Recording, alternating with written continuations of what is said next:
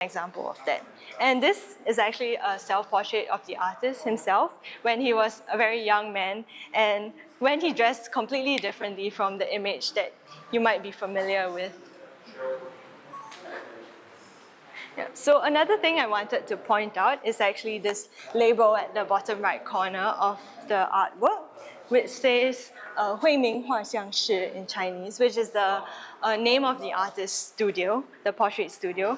And the thigh at the bottom actually says 乾代乃長舍當.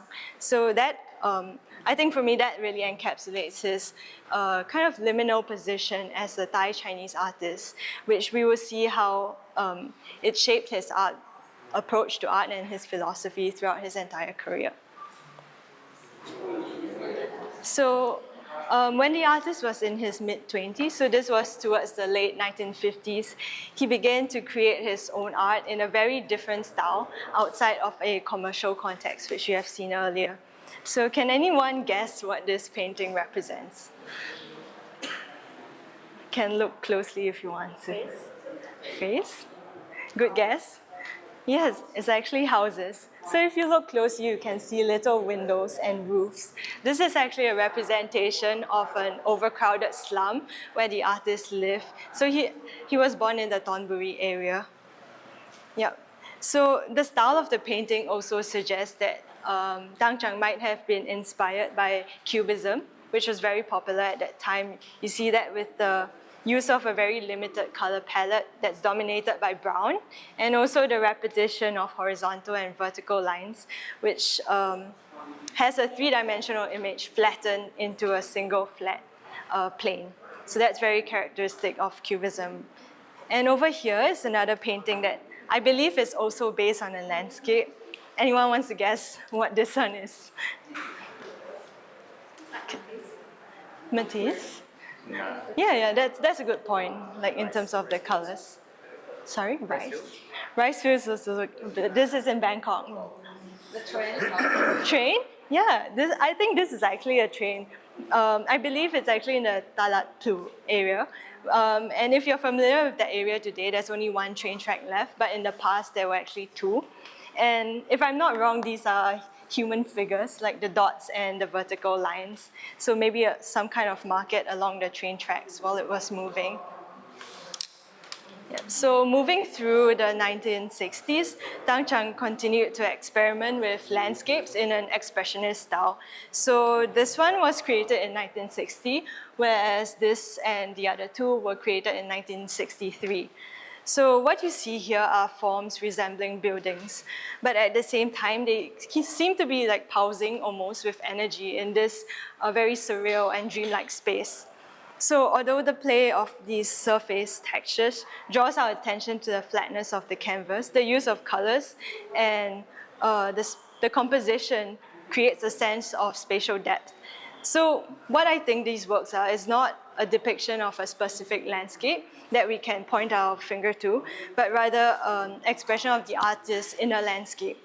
So this marks his shift towards non-figurative art styles that would allow him to give form to his internal consciousness as he sought to work in tandem with the underlying forces of the world, like the Tao and the Dharma, as Mark has mentioned earlier.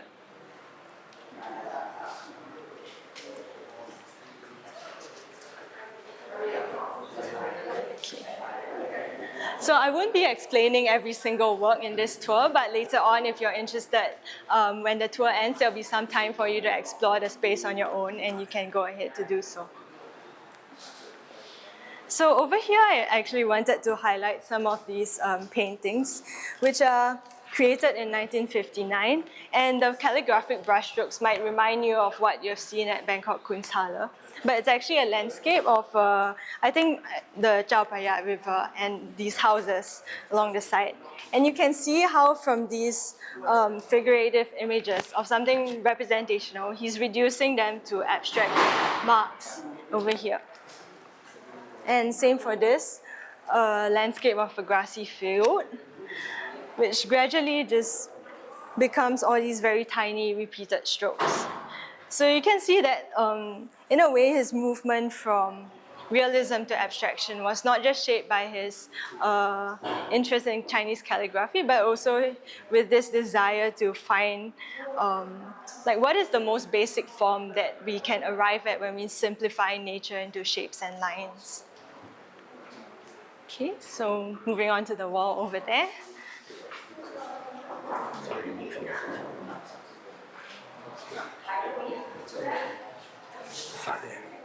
So this series of abstract paintings along the wall here is made in various years from 1960 to 1965, which marks a turning point in his career where he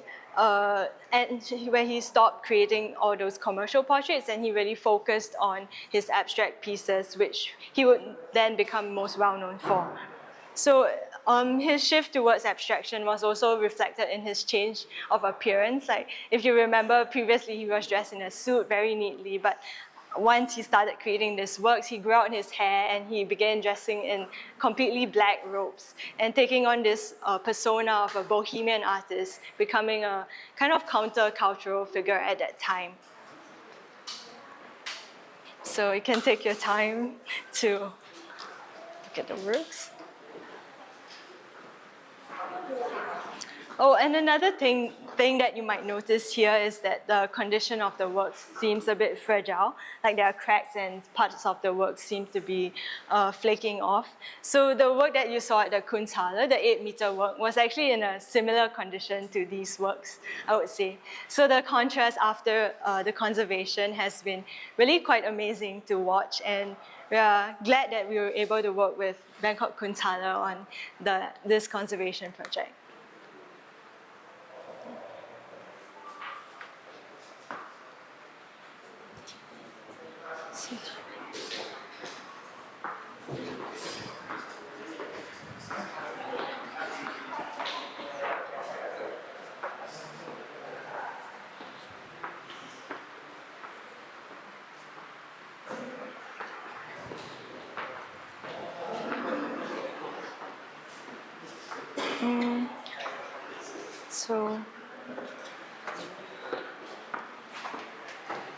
So over here, we see more paintings from the 1960s, and from the right, that's in 1963.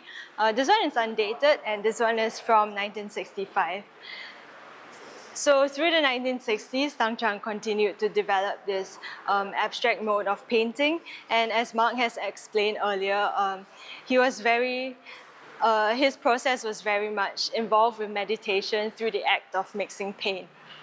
And I think what's interesting is that also the format of the canvas that he has used here, it's quite unusual in that it's very long, and some of these canvases he also wanted them to be displayed vertically.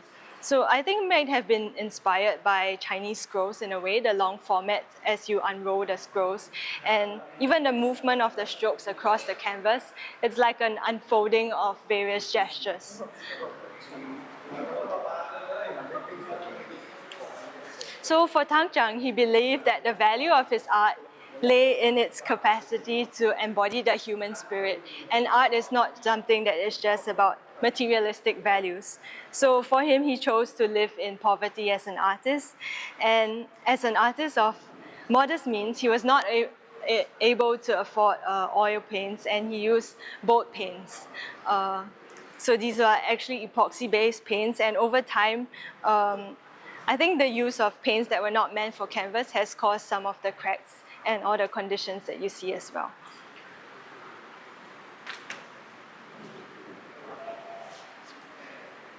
So here.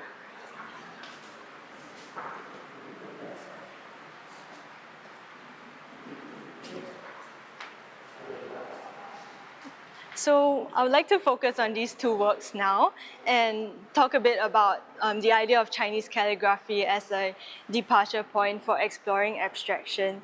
So the painting on the left, I think in particular, reminds us of the composition of Chinese paintings, where you have a main subject and then perhaps some inscriptions on the top right-hand corner. Yet, in terms of medium and method, Tang Chang's work here completely diverges from the Chinese painting tradition, where the treasures of the study in Chinese painting are essential. So it's actually the paper, brush, ink, and the ink stone. These are considered the 4 most basic tools of Chinese painting. But here he has done away with all of that, especially the brush, because he uses his hands directly to manipulate the paint and to smear it over the canvas. So you can see his finger marks and all the scratches, and also where he would have thrown the paint onto the canvas. Yeah. And another interesting thing about these 2 works is that they may be interpreted as even self-portraits in a sense. Like this could represent his eyes and maybe his mustache, and this could be a seated figure. But we are not sure, of course, and these are all just some of the associations that the works bring up for us. Yeah. Are you sure you always have the right direction? For the works that are signed, we can be sure. So these 2 works are signed and dated, so we have the right direction. But for other works that are not signed, it's actually quite a challenge to determine which direction it's being shown. And I think in some books, some of his works have actually been printed upside down. So these paintings really reflect how Tang Chang was never just bound to one specific art tradition. He was interested in Chinese calligraphy, but he was also engaged with the European oil painting tradition. The idea of like you place a canvas upright and you paint on it, rather than with Chinese calligraphy where you place it on a flat surface and you're painting this way. So it really reflects the way that he was blending together all the influences that he absorbed, because European oil painting at that time was also entering into Thailand through the art academies such as Singapore. Yeah. So here we see the further experimentation with materials. This work is quite unique. I'm not exactly sure what materials were used here, so we would have to send it to the conservator to know like certain details about the medium, such as like the fact that he used boat paint. We only learned that after the works were sent to the conservator. So as a museum, we also work closely with other professionals to kind of inform our art historical narrative of his work.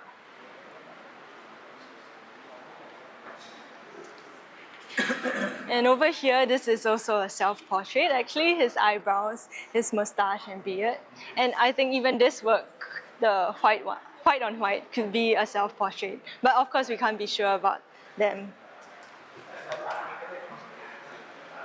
So while Tang Chang's practice in the 1960s seems to be very much dominated by abstraction, at the same time, he was also still interested in figurative art and also in the idea of this self-portrait.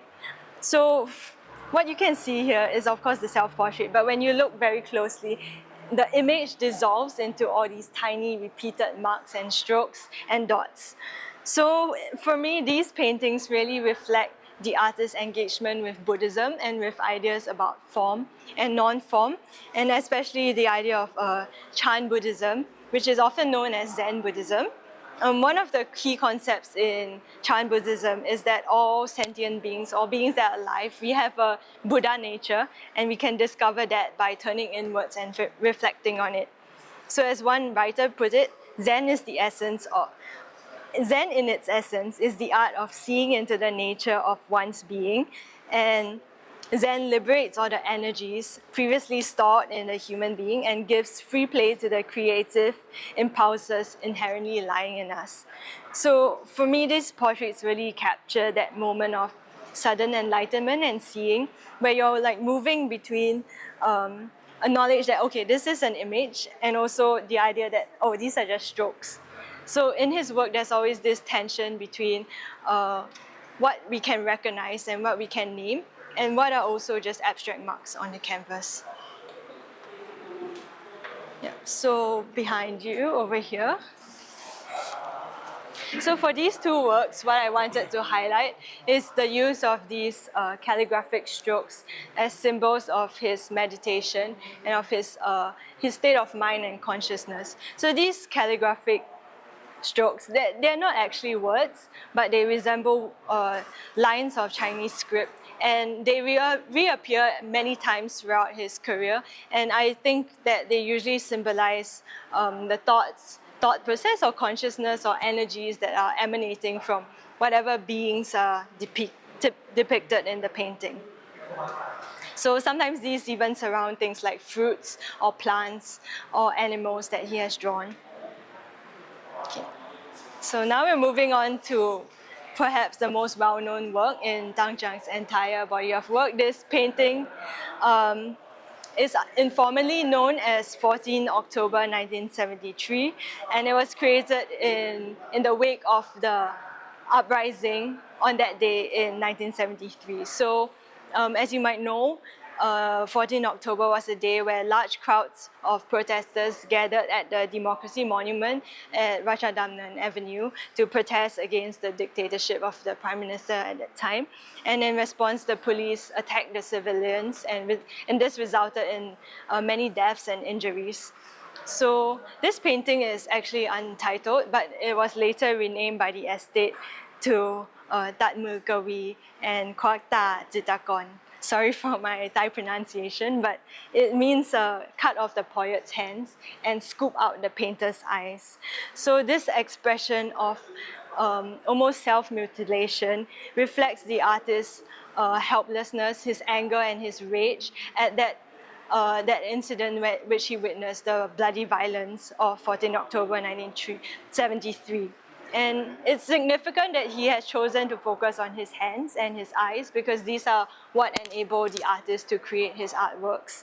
But over here, he's no longer able to do that. His hands are just this blurry mess of strokes, and his eyes are just glowing white spots. And if you look closely, the brushstrokes used are really thick as well, and it's almost as if they have been scratched into the surface of the canvas. And it kind of gives the impression of scars on the artist's body and records that kind of physical pain that he felt in empathy with those who had been attacked or killed during the protests. Yeah. So this event marked a very important turning point in his career, where he began to focus on, what is the artist's role in society and what is my duty as an artist.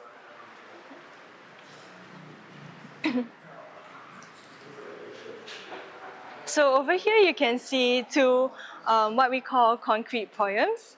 So in response to the massacre on 14 October and later on another massacre on 6 October 1976, he created these two works. So here's the Thai word Prashachon, or the people, in the shape of 14, and the word Lut, or blood, in the shape of 6, to represent these two events. And this is an art form that Tang Chang actually pioneered.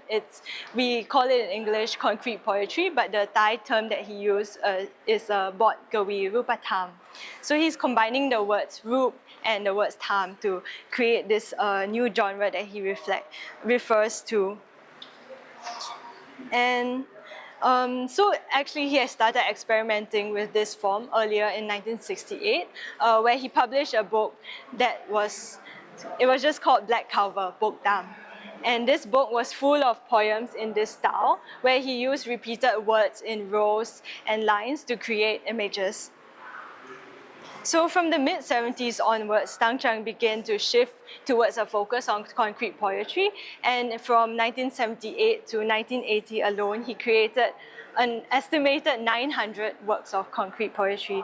So you can see that really, like after this event of the events of 73 to 76, he began to take a bit of a different direction in his work. Another thing is that the pieces of paper here in the background are actually pages from his books of poems. So this is from, I think, the book Mae Kap Loop, and this is from the book Pap Potipanma, which is images from the past. So besides these works, wanted to show some of the concrete poems over here. Yep. So these are some of the examples of his concrete poems over here. And here is like the word sai and the kwa, so left and right. And in the middle is like it's about killing each other. So he's and these are words, rows of the repeated word human. So it's like books that have a political content that tend to be in the concrete poems. And of course, yeah, I wanted to show this. This is actually a silhouette of the Democracy Monument, but made up of the word kill. It's one of his few works using English. And this one is also Democracy Monument, but made up of the word gunman. And I think, yeah, and this one.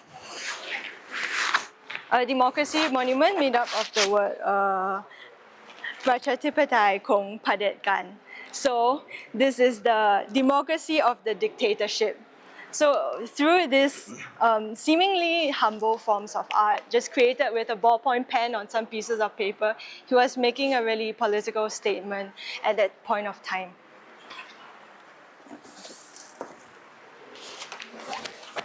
So other than that, later in the late 70s, he continued to experiment with the idea of a self-portrait, and and moving towards the end of this decade of the 70s, we see maybe less anger in his work and more of a renewed approach.